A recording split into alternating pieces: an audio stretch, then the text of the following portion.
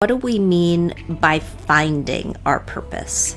Colloquially, purpose basically is the why of doing what we do. But I think that really sets us up because I don't think that's a purpose question. So purpose is being involved in actions that we find highly fulfilling. Therefore, we don't really find our purpose. We generally build or create it. And I think this is another place where people get really anxious because they feel like there's this one version of purpose that either fits them and they find it and life is great, or they miss it and everything is lost. And the problem with that is it really takes away agency because we feel like this thing's going to hit us over the head and life is going to be perfect or it's going to miss us.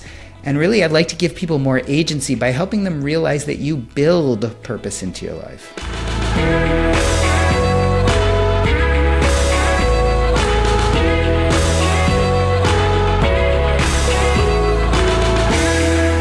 Hey everyone, thanks so much for joining us today on HerMoney. I'm Jean Chatzky, and today we're diving into a question that has sparked both inspiration and, let's just say, existential angst for centuries. How do we find our purpose? It is a daunting question, a daunting idea. Purpose can feel abstract, it can feel elusive, it can feel ever shifting. It's something that many of us feel like we're constantly chasing, but we're rarely confident that we have fully grasped. For example, and this could very well be an example pulled from my own life, maybe you are thriving at work, but you feel disconnected at home. Or maybe you adore your family life, but feel stifled professionally. I've often said I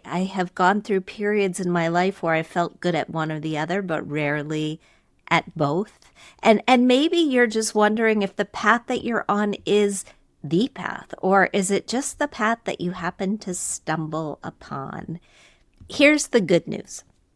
Purpose isn't a fixed destination. It's actually a journey. It evolves as we evolve, and living with purpose isn't just an inspiring concept. It actually has a tangible benefit to our well-being. A 2023 study found that having a strong sense of purpose can significantly reduce both depression and anxiety. That's from Wiley. Meanwhile, research from the NIH shows that a purposeful mindset can even influence our physical choices, like exercising more often, not just because it's good for us, but because we genuinely believe that we can. So how do we begin this journey? How do we uncover what drives us, realign our priorities, and start to live a life where we are always revisiting the question, what is my purpose?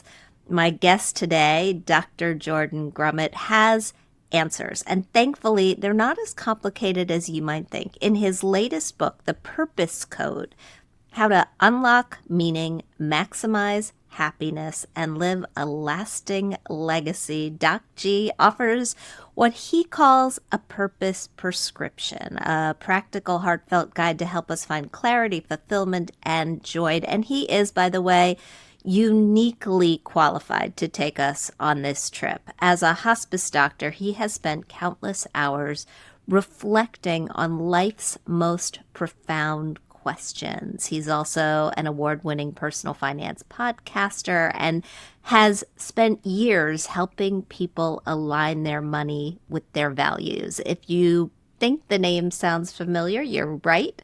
Jordan's been with us before, and if you missed our conversation about the biggest financial regrets people face before the end of their lives, we'll link to it in the show notes.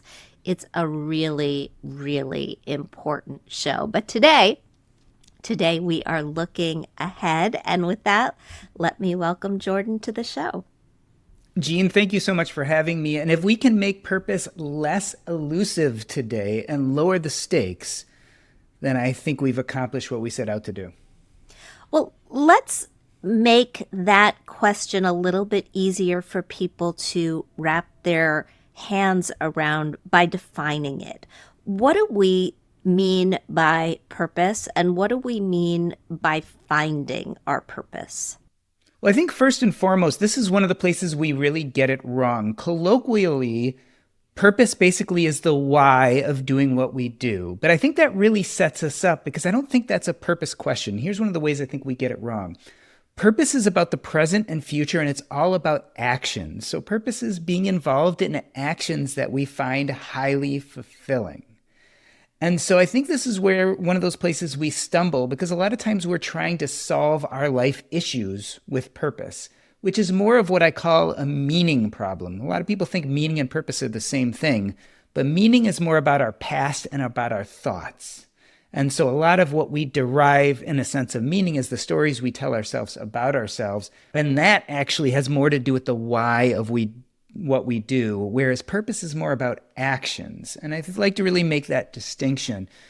Therefore, we don't really find our purpose. We generally build or create it. And I think this is another place where people get really anxious because they feel like there's this one version of purpose that either fits them and they find it and life is great, or they miss it and everything is lost. And the problem with that is it really takes away agency because we feel like this thing's going to hit us over the head and life is going to be perfect, or it's going to miss us. And really, I'd like to give people more agency by helping them realize that you build purpose into your life. So when I think about building tasks and doing things, I think about goals, right? And when I think about goals, I know enough about the research to know that the best way to accomplish any goal is to break it down into a series of small steps that you actually can accomplish on a regular basis. Is that how you think about the actions associated with purpose? Well, in my book, I differentiate between two different types of purpose, what I call big P purpose and little p purpose. And first, let me say that I think in American society and culture, we tend to dream big, right? If you can think it, you can build it. So we have these big, audacious goals. The problem with those is usually those are really hard to achieve. A lot of times you have to be the right person at the right time, saying the right things with the right genetics and the right luck. So if you want to cure cancer, or become a billionaire, or become president of the United States, those are all really hard things to do. And most of them are all or nothing. And most likely, the grand majority of people who set out to do these things are going to fail. So I think if we focus on goals, especially big, audacious goals, we're setting ourselves up for disappointment. I think a better version of purpose is what I call little p purpose, which is much more process-oriented. And I think in a sense, this is what you mean when you say, well, you think about a goal, but then break it into smaller goals. What you're really doing is saying, what are the things that I can do on a daily basis that light me up, that feel exciting, and I feel like I'm accomplishing something? And so if we can enjoy the process of doing what we're doing, in a sense, the goal becomes less important. We either reach it and it's great and we're happy, or we don't reach it, but because we're enjoying the process of doing what we're doing, it still is worthwhile. And so I think we have to think about it in those terms. The problem with these big, audacious goals is a lot of times we spend all of our day doing things we don't actually enjoy, we don't like the process of doing, in order to reach these goals. But if you spend 95% of your time doing things you don't like, for the 5% of the time where you're reaching that goal and you're excited, guess what happens? We tend to get used to reaching that summit pretty quickly. And the next thing, we're looking for more summits. And so again, we're setting off to do all these things that if we don't enjoy the process of doing them, we're really serving these goals that only really keep us happy for a very short period of time. In the book, you actually define the big P purpose as goal-oriented, which you said, but also being associated with a scarcity mindset, highly fallible, lacking agency, and causing anxiety. Little p purpose, as you said, process-oriented, abundance mindset, impossible to fail, incremental gains associated with longevity, health, and happiness. And listening to you talk about them, I'm wondering, do we need both? Do we need a big P kind of a process and then a lot of little p? And what's the right mix? I don't think we need any big P purpose. And here's the thing about it. It's not that goals are bad, and I think you can have goals. We just need to be a little more goal agnostic. It means that you can want, and I always talk about my podcast because this is a perfect example. I can have the big audacious goal of having 1 million downloads a week or a month on my podcast. And that's exciting to me. But if I start doing things I don't like to do in order to get there, for instance, I don't love social media. So if I spend all day on social media to get more downloads, to get more listeners, and I find that I'm really dreading my daily activities to get to that goal, even if I reach that goal, I've kind of spent most of my time doing things I don't want to do. On the other hand, podcasting for me is very much little p purpose. I love getting behind the microphone, and every moment I'm interviewing someone or involved in it is exciting, regardless of if anyone downloads it or not. So that's more little p purpose. So I don't think we need big, audacious purpose. I think we can have big, audacious goals, but we have to learn to be more agnostic towards them so we can incorporate them into our little p purpose. Because again, if you're spending all of your time doing things you don't like to do in service of a big goal, then I think we should be rethinking those goals. Is it the big P purpose that is responsible for the statistic that you cite in your book that 91% of people suffer from purpose anxiety at some point in their life? Does that tend to go along with the big P rather than the little p? I certainly think it does. And here's the thing about purpose is there's really a paradox. As you mentioned in your introduction, there are tons of studies that show that having a sense of purpose in life is associated with health, longevity, and happiness. There are tons and tons of studies.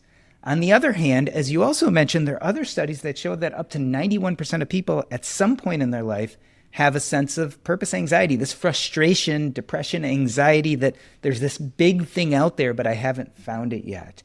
And so I think that's a really nice explanation of why we have this paradox. I do think these big audacious goals are giving us anxiety. And if you look at society today, especially here in America, we are really pushed towards having big P purpose, big audacious goals. If you look at social media, we see these influencers, and what are the influencers showing us? They're showing us images of traveling to every country in the world.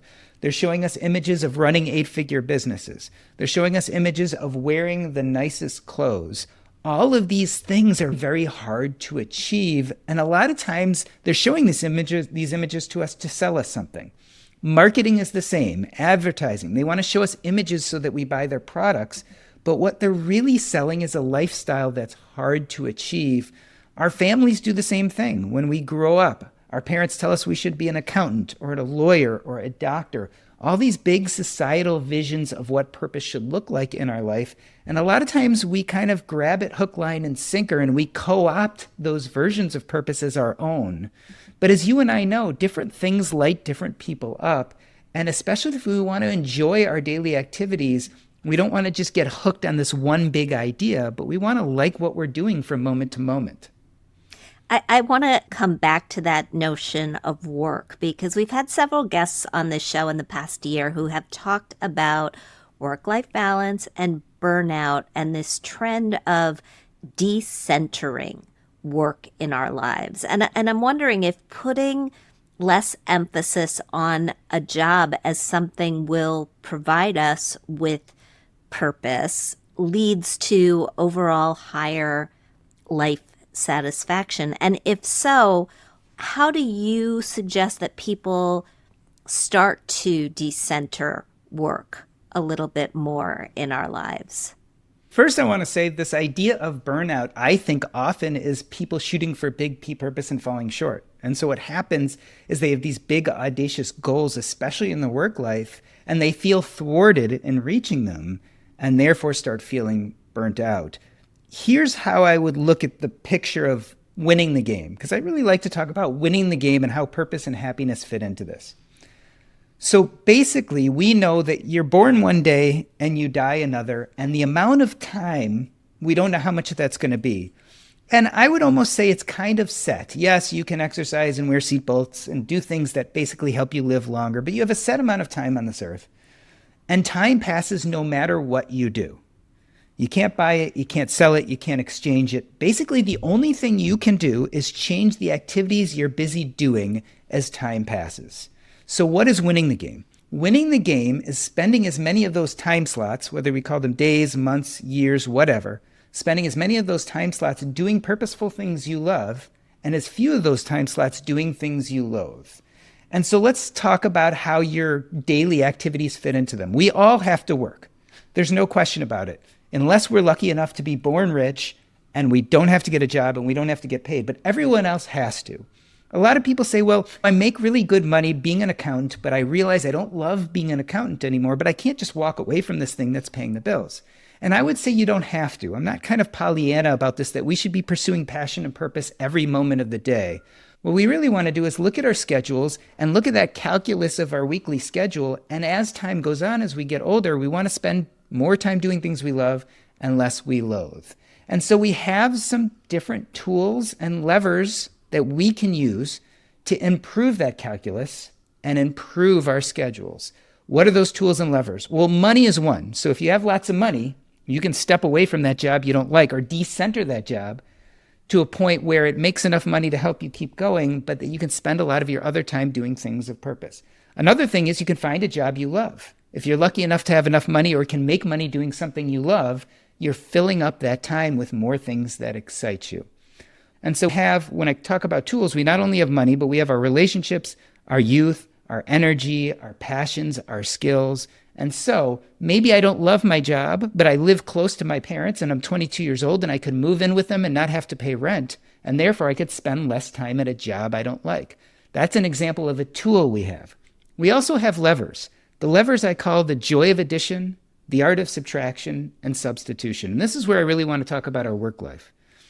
Even if you don't like your job and you have to be doing it 40 or 50 hours a week, that doesn't mean you can't live a life of purpose. It just means you have to use the joy of addition. Maybe on weekends, maybe at nighttime, you have to start adding joyful, purposeful activities to your life. That's something you can control. The art of subtraction. Maybe you don't love your job, but you can get rid of those tasks that you loathe the most. Maybe you can switch positions within your job. Maybe you can trade off with another employee and try to do more things you like at work and less things you don't like. That's the art of subtraction. Then there's substitution. Maybe if all else fails, you change jobs, change bosses, change positions, you substitute one activity for another. But all of those levers help us bring more purpose into our life. Does that mean decentering your job? Well, for people who really don't like their job, it might mean that. It might mean making money in other ways. It might mean just pursuing purpose on nights and weekends. It might be changing things around at your job so you're spending more time doing things you like there. But using these tools and levers, we can continuously improve what our schedule looks like. And that's what I think we really have to do. So the answer is going to be different for every person depending on their job, their financial situation, and what really feels like purpose to them. So you just laid out a very elaborate prescription for dealing with work and the levers that we have to pull on in order to figure out ways to maneuver our work lives, if our work lives don't bring us a lot of purpose, in order to get purpose in other ways. I'm wondering, what other parts of our lives should we be applying the same methodology to? I mean, do we look at weekends this way? Do we look at evenings this way? Should we look specifically at friendships or relationships? Like, how do you use this lens? Because I think work is maybe not an easy example to accomplish, but it's certainly an easy example to understand. I think these levers and these tools work for almost any part of your life. And again, winning the game is making that calculus better of your schedule. Just spending more time doing things you love and less time doing things you loathe. That applies to your weekends. Are you spending your whole weekend cleaning the house? Maybe you have no choice. Maybe you have no extra money. Maybe you have no extra time. Maybe you have no extra help. But how can we look at this and say, okay, maybe I can break this down into my husband does the things I hate the most, and I do the things he hates the most, but we don't mind them.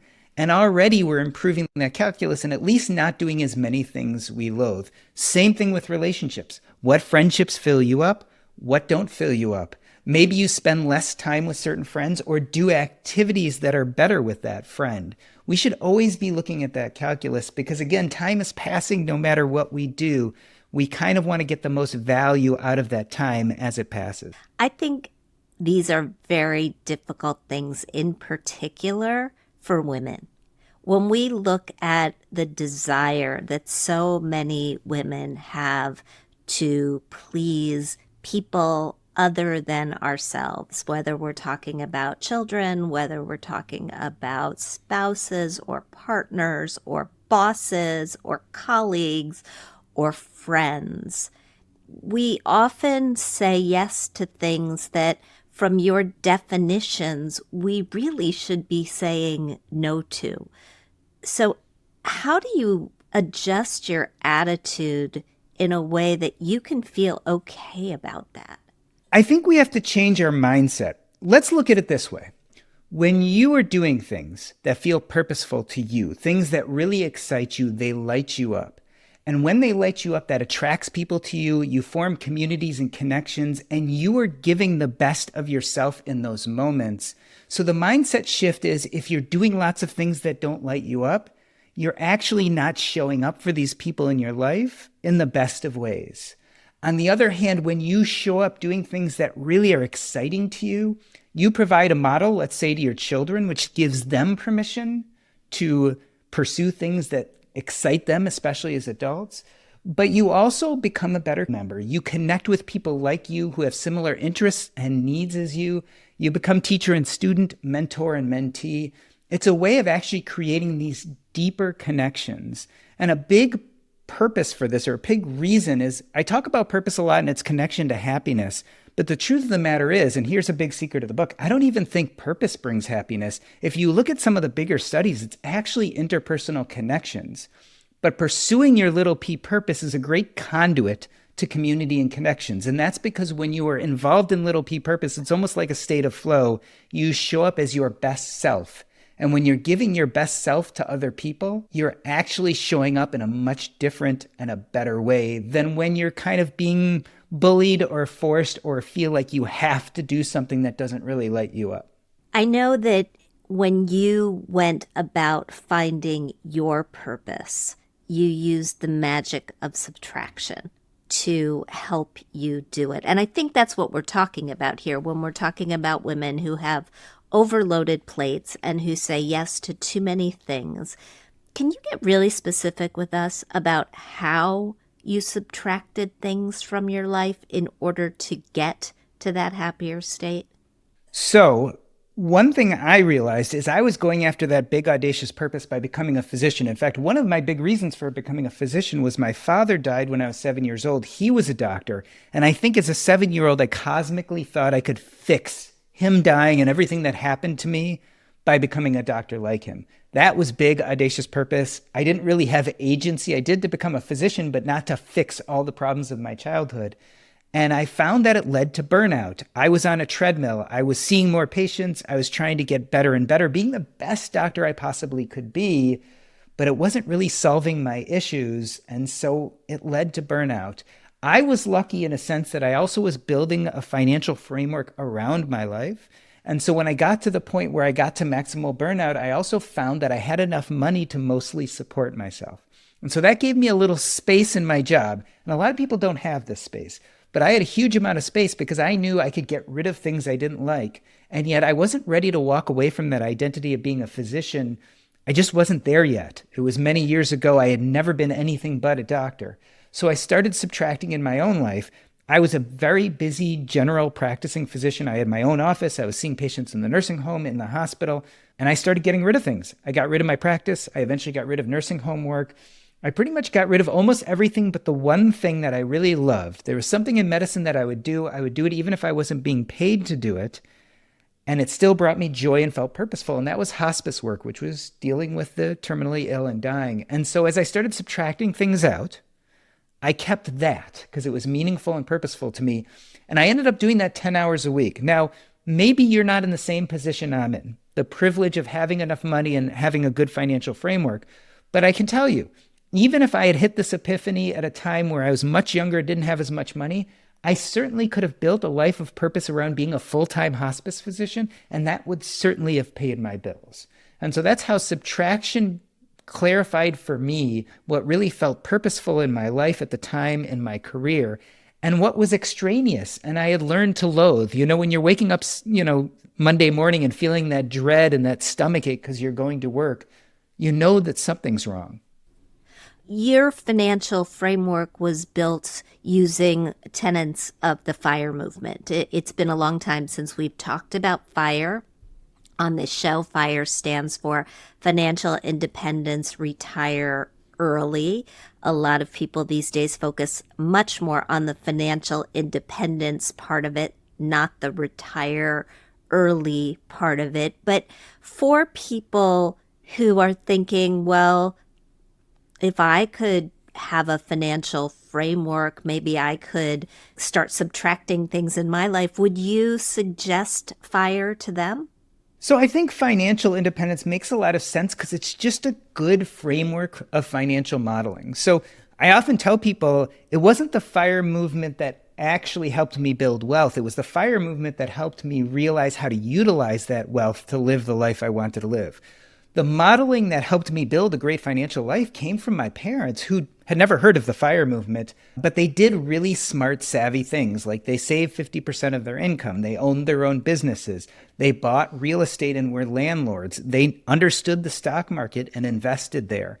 And so all of these things were things my parents modeled for me, and I unwittingly did the same things. And only later did I start understanding my finances enough to realize how to use that framework and use that money to support the life that I wanted to live.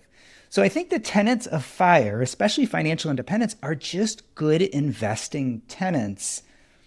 The difference for me is learning about the FIRE movement gave me the courage to start transitioning my life away from a job that I didn't love towards something I do. And I, again, want to really remind people and be very clear on this.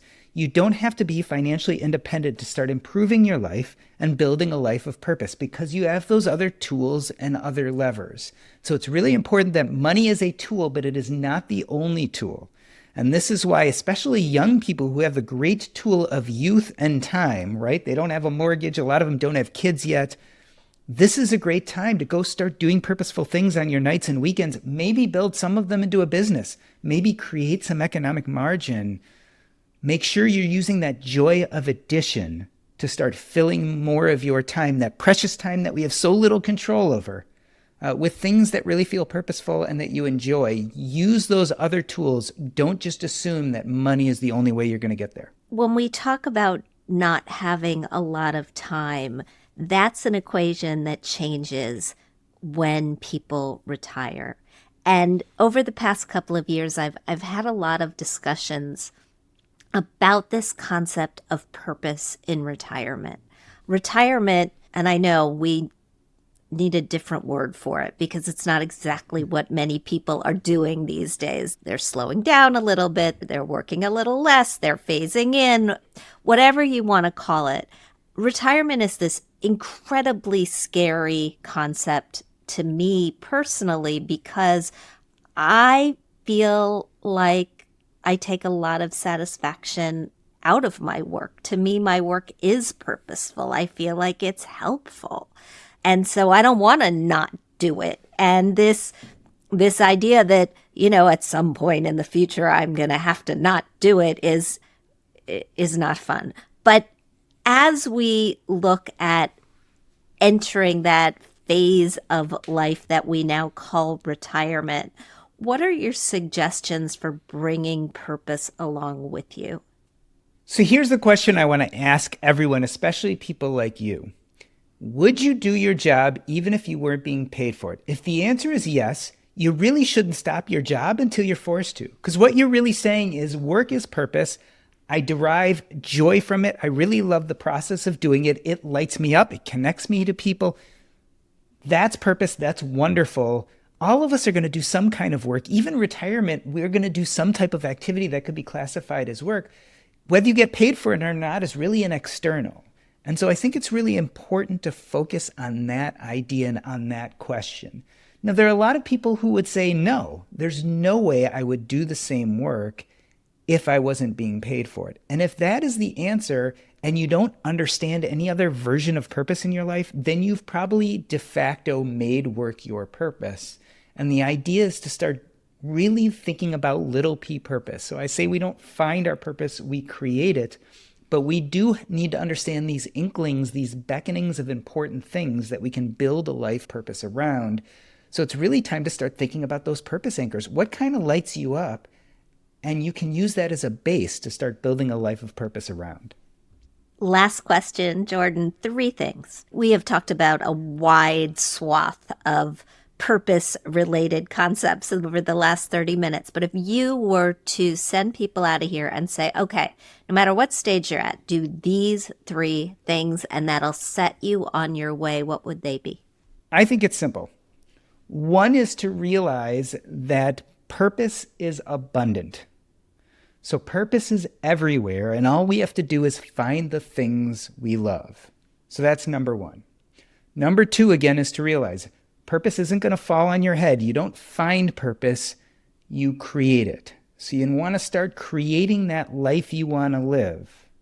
And last but not least, don't forget money is just one tool, and an important tool, but not the only tool. We all have time, energy, resources, community, passions, all sorts of other things that we can use today, even in the absence of money, to start building a life of purpose. For those of our listeners who want more of you, of course, they can find it in the book, The Purpose Code, How to Unlock Meaning, Maximize Happiness, and Leave a Lasting Legacy. But if they want your podcast, where should they go? The easiest place is to go to jordangrumet.com, JORDANGRUMET.com. There you can find links to both of my books, The Purpose Code and Taking Stock, as well as all the places I create content, including the Earn and Invest podcast, the Purpose Code Substack, as well as my old financial and medical blogs, all at jordangrumet.com.